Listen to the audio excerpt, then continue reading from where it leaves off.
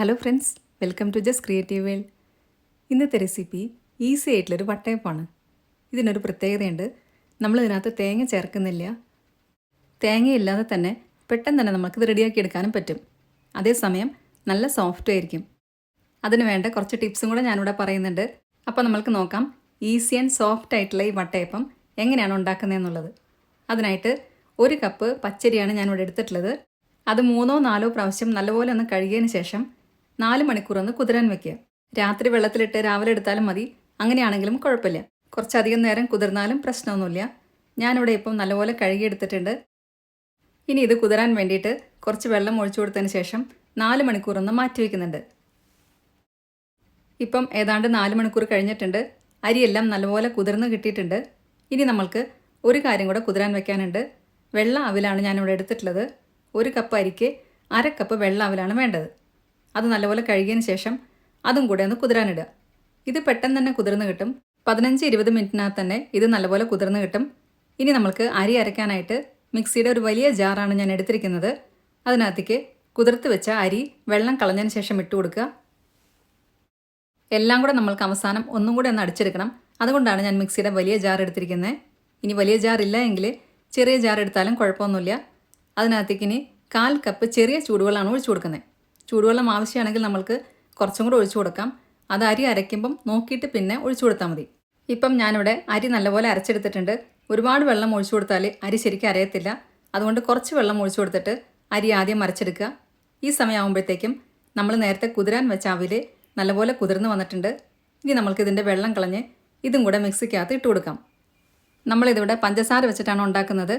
അപ്പം മധുരത്തിന് ആവശ്യമായിട്ട് 6 ടേബിൾ സ്പൂൺ പഞ്ചസാരയാണ് ഞാൻ ഇട്ട് കൊടുക്കുന്നത്.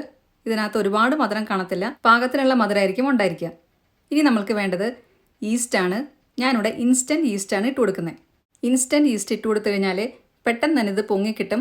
അപ്പം നിങ്ങളുടെ കയ്യിൽ ഇതില്ല എങ്കിൽ നോർമൽ ഈസ്റ്റ് ഇട്ട് കൊടുത്താലും മതി. അപ്പോൾ കുറച്ചും കൂടെ നേരം പൊങ്ങാനായിട്ട് വെക്കേണ്ടി വരും. 1/2 ടീസ്പൂൺ ഈസ്റ്റ് മാത്രം ഇട്ട് കൊടുത്താൽ മതി. ഇനി നമ്മൾക്ക് കുറച്ചും കൂടെ ചെറിയ ചൂടുവെള്ളം ഒഴിച്ചു കൊടുക്കണം. ഒരുപാട് ചൂടായി പോകരുത്. ഒരുപാട് ചൂടായി കഴിഞ്ഞാൽ ഈസ്റ്റ് ശരിക്കും പൊങ്ങത്തില്ല. ചെറിയ ചൂടുവെള്ളം ഒഴിച്ചു കൊടുത്താൽ മതി. ഇത് അരയ്ക്കാൻ ആവശ്യമായിട്ടുള്ള ചൂടുവെള്ളം ഞാൻ ഒഴിച്ചു കൊടുത്തിട്ടുണ്ട്.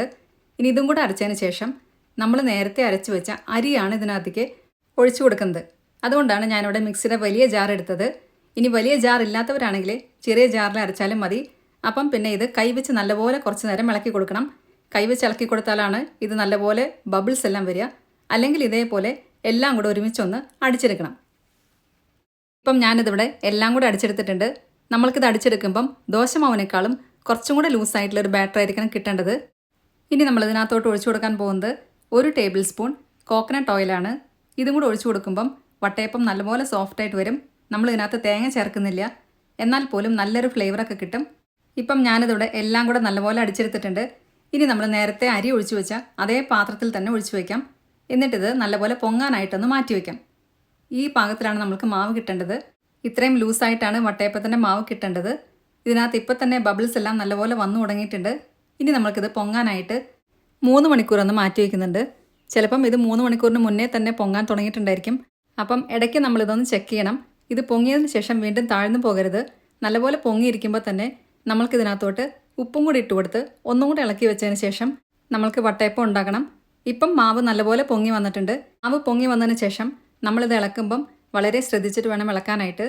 ഒരുപാട് കുത്തി ഇളക്കി ഇതിൻ്റെ പതയെല്ലാം കെട്ടുപോകരുത്. ഇനി ഞാൻ ഇതിനകത്തോട്ട് 1/4 ടീസ്പൂൺ ഉപ്പും കൂടി ഇട്ട് കൊടുക്കുന്നുണ്ട്. എന്നിട്ട് ഒന്നും കൂടെ ഒന്ന് ഇളക്കി കൊടുത്തതിന് ശേഷം വീണ്ടും ഇത് 15 തൊട്ട് 20 മിനിറ്റ് വരെ ഒന്ന് മാറ്റി വയ്ക്കുന്നുണ്ട്.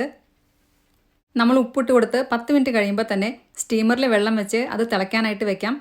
കാരണം ഇത് പൊങ്ങിക്കഴിഞ്ഞാൽ പെട്ടെന്ന് തന്നെ നമ്മൾക്ക് വട്ടയപ്പം ഉണ്ടാക്കാനായിട്ട് സ്റ്റാർട്ട് ചെയ്യാം. ഇപ്പം 15 മിനിറ്റ് കഴിഞ്ഞപ്പോഴത്തേക്കും ഇത് നല്ലപോലെ പൊങ്ങി വന്നിട്ടുണ്ട്. ഇനി നമ്മൾക്ക് സ്റ്റീമറിനകത്തോട്ട് ഒരു പാത്രം വെച്ച് കൊടുത്ത് അതിനകത്ത് ചെറുതായിട്ട് കോക്കനട്ട് ഓയിൽ വെച്ച് ഒന്ന് തേച്ച് കൊടുക്കുന്നുണ്ട്. ഒട്ടിപ്പിടിക്കാതിരിക്കാൻ വേണ്ടിയിട്ടാണ് ഇങ്ങനെ ചെയ്യുന്നത്. ആവി വരുന്ന സ്റ്റീമറിനകത്തോട്ടാണ് ഞാൻ ഈ പാത്രം വെച്ചിട്ടുള്ളത്.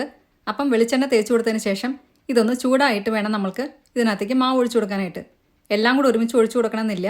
2 ട്രിപ്പായിട്ട് വേണമെങ്കിൽ അങ്ങനെ വേണമെങ്കിലും ഉണ്ടാക്കാം. ഞാനിപ്പം ഇവിടെ കുറച്ച് വലിയ പാത്രം ആയതുകൊണ്ട് എല്ലാം കൂടെ ഒരുമിച്ചാണ് ഒഴിച്ചു കൊടുക്കുന്നത്. ഇത് കാണുമ്പോൾ തന്നെ അറിയാം നല്ലപോലെ ബബിൾസ് എല്ലാം വന്നിട്ടുണ്ട്. ഇങ്ങനെ വന്നു കഴിഞ്ഞാൽ വട്ടയപ്പം നല്ല സോഫ്റ്റ് ആയിരിക്കും. തേങ്ങ ചേർക്കാതെ ഉണ്ടാക്കിയ വട്ടയപ്പമാണ്, ആർക്കും മനസ്സിലാവത്തേയില്ല. ഇപ്പം മാവെല്ലാം ഒഴിച്ചു കൊടുത്തു കഴിഞ്ഞു. ഇനി നമ്മൾക്കിത് വേവാനായിട്ട് മീഡിയം ഫ്ലെയിമിൽ 20 തൊട്ട് 25 മിനിറ്റ് വരെ ഒന്ന് വേവിച്ചെടുക്കാം. ഇപ്പം ഇതിവിടെ 20 മിനിറ്റ് ആയിട്ടുണ്ട്. നമ്മളുടെ വട്ടയപ്പം നല്ലപോലെ വെന്ത് കിട്ടിയിട്ടുണ്ട്. ഇത് വേണമെന്നുണ്ടെങ്കിൽ ഒരു ടൂത്ത് പിക്ക് വെച്ചിട്ടെങ്ങാനും ഒന്ന് കുത്തി നോക്കാം ഉൾഭാഗം വെന്തിട്ടുണ്ടോ എന്നുള്ളത്. ഞാനിവിടെ നോക്കിക്കഴിഞ്ഞപ്പം നല്ലപോലെ വെന്തിട്ടുണ്ട്. ഇനി ഇത് ഫ്ലെയിം ഓഫ് ചെയ്തതിന് ശേഷം ചൂടാറാനായിട്ടൊന്ന് മാറ്റി വയ്ക്കാം. ചൂടോടെ തന്നെ ഇതിനകത്ത് നിന്ന് എടുക്കാൻ നോക്കിക്കഴിഞ്ഞാൽ ഇതെല്ലാം പൊട്ടിപ്പോവും. ഇപ്പം വട്ടയപ്പമൊക്കെ പാകത്തിന് ചൂടാറിയിട്ടുണ്ട്. നല്ലപോലെ സോഫ്റ്റായിട്ടാണ് നമ്മൾക്ക് കിട്ടിയിട്ടുള്ളത്. ചെറുതായിട്ടൊന്ന് ചൂടാറി വരുമ്പോഴത്തേക്കും ഇതിൻ്റെ സൈഡിൽ നിന്നെല്ലാം തന്നെത്താൻ വിട്ട് വന്നോളും. ഇനി അഥവാ വിട്ട് വന്നിട്ടില്ലെങ്കിൽ ഇതേപോലെ ഒന്ന് സൈഡൊന്ന് മാറ്റി കൊടുത്താൽ മതി. ഇനി നമ്മൾക്ക് ഇതൊന്ന് തിരിച്ചിട്ട് കൊടുക്കാം. ഇത് ഭയങ്കര സോഫ്റ്റായിട്ടുള്ളൊരു വട്ടയപ്പമായിരിക്കും. അതുകൊണ്ട് ഒരുപാട് തിന്നായിട്ട് ഉണ്ടാക്കി കഴിഞ്ഞാൽ പെട്ടെന്ന് തന്നെ ചിലപ്പോൾ ഇത് കയ്യിലോട്ട് നമ്മൾ തിരിച്ചിടുമ്പം പൊട്ടിപ്പോവും. ഇപ്പം ഞാനിവിടെ തിരിച്ചിട്ട് കഴിഞ്ഞപ്പം ഇത് പൊട്ടിയിട്ടൊന്നുമില്ല. അതേസമയം നല്ല സോഫ്റ്റായിട്ടാണ് നമ്മൾക്ക് കിട്ടിയിട്ടുള്ളത്. ഞാനിവിടെ ഇതിൻ്റെ മുകളിലൊന്ന് ഉണക്കമുന്തിരി വെച്ച് കൊടുക്കുന്നുണ്ട്. ഉണക്കമുന്തിരി ആദ്യമേ തന്നെ നമ്മൾ ഇട്ട് കഴിഞ്ഞാൽ വട്ടയപ്പത്തിനകത്തോട്ട് ചിലപ്പം ഇറങ്ങിപ്പോവും. ഇനി അഥവാ നിങ്ങൾക്ക് വെക്കണമെന്നുണ്ടെങ്കിൽ നമ്മൾ ഈ മാവ് കോരി ഒഴിച്ചതിന് ശേഷം 10 മിനിറ്റ് കഴിയുമ്പോൾ ഒന്ന് തുറന്നതിന് ശേഷം നമുക്ക് ഉണക്കമുന്തിരി വെച്ച് കൊടുക്കാം. ഇനി നമ്മൾക്കിതൊന്ന് കട്ട് ചെയ്ത് നോക്കാം. നല്ല സോഫ്റ്റായിട്ടുള്ള വട്ടയപ്പാണ് കിട്ടിയിട്ടുള്ളത്. അപ്പം എല്ലാവരും ഈ മെത്തേഡിലൊന്ന് ട്രൈ ചെയ്യുക.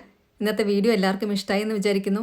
വീഡിയോ ഇഷ്ടമായിട്ടുണ്ടെങ്കിൽ നിങ്ങളുടെ ഫ്രണ്ട്സിനും റിലേറ്റീവ്സിനൊക്കെ ഷെയർ ചെയ്യാൻ മറക്കരുത്. സബ്സ്ക്രൈബ് കൂടെ ചെയ്യുക. അതിൻ്റെ സൈഡിലുള്ള ബെല്ലൈക്കണിലെ ഓൾ എന്നുള്ള ഓപ്ഷനോടെ ക്ലിക്ക് ചെയ്യുക. അപ്പം നെക്സ്റ്റ് ടൈം ഞാൻ വീഡിയോ ഇടുമ്പോൾ പെട്ടെന്ന് തന്നെ നിങ്ങൾക്ക് നോട്ടിഫിക്കേഷൻ വരുന്നതായിരിക്കും. ഇതുണ്ടാക്കി നോക്കിയതിന് ശേഷം നിങ്ങളുടെ ഫീഡ്ബാക്സ് എല്ലാം കമൻസിലൂടെ അറിയിക്കാൻ മറക്കരുത്. നല്ലൊരു വീഡിയോ ആയിട്ട് വീണ്ടും കാണാം. താങ്ക്